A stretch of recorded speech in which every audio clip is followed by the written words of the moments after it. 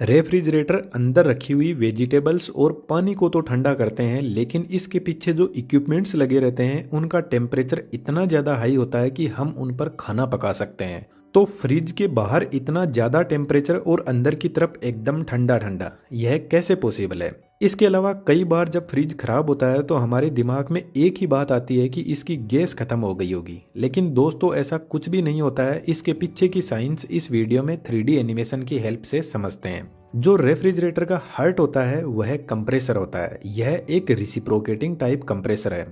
इसके अंदर एक सिंगल फेज इंडक्शन मोटर होती है। जब यह मोटर रोटेट करती है तो इससे जुड़ा हुआ पिस्टन कुछ इस तरीके से मूव करता है और यहाँ पर जो गैस होती है उसको कंप्रेस करके पंप करने का काम करता है।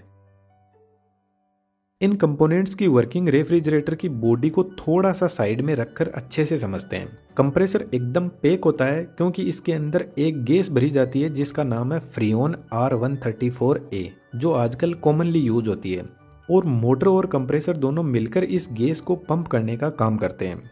जब कंप्रेसर इस गैस को कंप्रेस करता है तो इसका टेम्परेचर 90 डिग्री सेंटीग्रेड तक इंक्रीज कर देता है और प्रेशर 8 बार तक बढ़ा देता है, और इस गैस को हम रेफ्रिजरेंट भी बोलते हैं।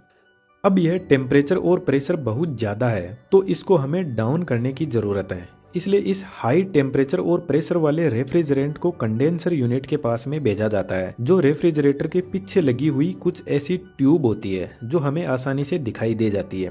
और इस ट्यूब से जब हाई टेम्परेचर वाला रेफ्रिजरेंट फ्लो करता है तो बाहर के इन्वायरमेंट से हीट एक्सचेंज करने लग जाता है, क्योंकि कंडेंसर कोयल का टेम्परेचर बहुत ज़्यादा होता है और इन्वायरमेंट का टेम्परेचर बहुत कम, तो रेफ्रिजरेंट धीरे धीरे कूल होने लगता है। कंडेंसर के ऊपर कुछ इस तरीके के सपोर्टिंग वायर लगे रहते हैं जो कंडेंसर को सपोर्ट भी करते हैं और रेफ्रिजरेंट को कूल करने में भी हेल्प करते हैं। क्योंकि यह कंडेंसर ट्यूब से टच रहते हैं तो कंडेंसर ट्यूब का टेम्परेचर कुछ इनमें ट्रांसफर हो जाता है और इन्वायरमेंट से यह हीट को एक्सचेंज करके रेफ्रिजरेंट को ठंडा करने में हेल्प करते हैं।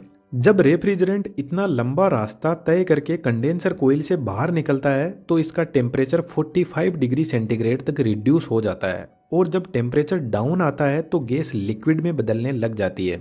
इसको थोड़ा आसानी से समझे तो जब हम पानी को गर्म करते हैं तो वह वेपर में बदल जाता है, और जब उनको ठंडा करते हैं तो वापस लिक्विड में बदलने लग जाता है। तो ठीक ऐसा ही इस गैस के साथ में होता है। कंडेंसर यूनिट से जब गैस बाहर निकलती है तो यह थोड़ी ठंडी होकर लिक्विड में बदलना शुरू हो जाती है।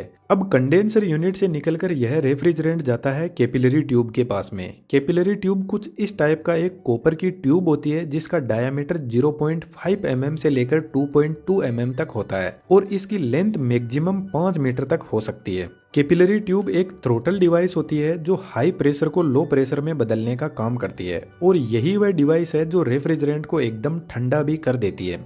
इसको थोड़ा समझने की कोशिश करते हैं। कैपिलरी ट्यूब सिर्फ और सिर्फ एक कॉपर की ट्यूब होती है और इसमें ना कोई इलेक्ट्रिसिटी दी जाती है, ना ही इसमें कोई मूविंग पार्ट होता है। जो प्रेशर ड्रॉप होता है वह इस ट्यूब की लेंथ के डायरेक्ट प्रपोजन में होता है और डायामीटर के इनवर्स प्रपोजन में होता है। तो जैसे जैसे इस ट्यूब का डायामीटर कम होता जाएगा तो प्रेशर ड्रॉप बढ़ता जाएगा, और हम लेंथ भी इंक्रीज कर देते हैं डायामीटर के साथ में तो प्रेशर ड्रॉप और ज़्यादा इंक्रीज हो जाएगा। अब प्रेशर ड्रॉप का आपको सिंपल मतलब समझने की जरूरत है। प्रेशर ड्रॉप बढ़ रहा है मतलब प्रेशर का ड्रॉप जो है वह बढ़ता जा रहा है, यानी एक्चुअल में प्रेशर कम हो रहा है। तो जब रेफ्रिजरेंट इस कैपिलरी ट्यूब से बाहर निकलता है तो उसका प्रेशर ड्रॉप होकर 0.6 बार तक पहुंच जाएगा, और जब इतना प्रेशर का ड्रॉप हो जाएगा तो टेम्परेचर भी रिड्यूस हो जाएगा। तो जब इस ट्यूब के अंदर रेफ्रिजरेंट एंटर हो रहा था तो उसका टेम्परेचर था 45 डिग्री सेंटीग्रेड, और जब बाहर निकलेगा तो उसका टेम्परेचर -16 डिग्री सेंटीग्रेड तक पहुंच जाएगा। और जब टेम्परेचर इतना कम हो जाएगा तो 75% जो गैस थी वह लिक्विड में बदल जाएगी।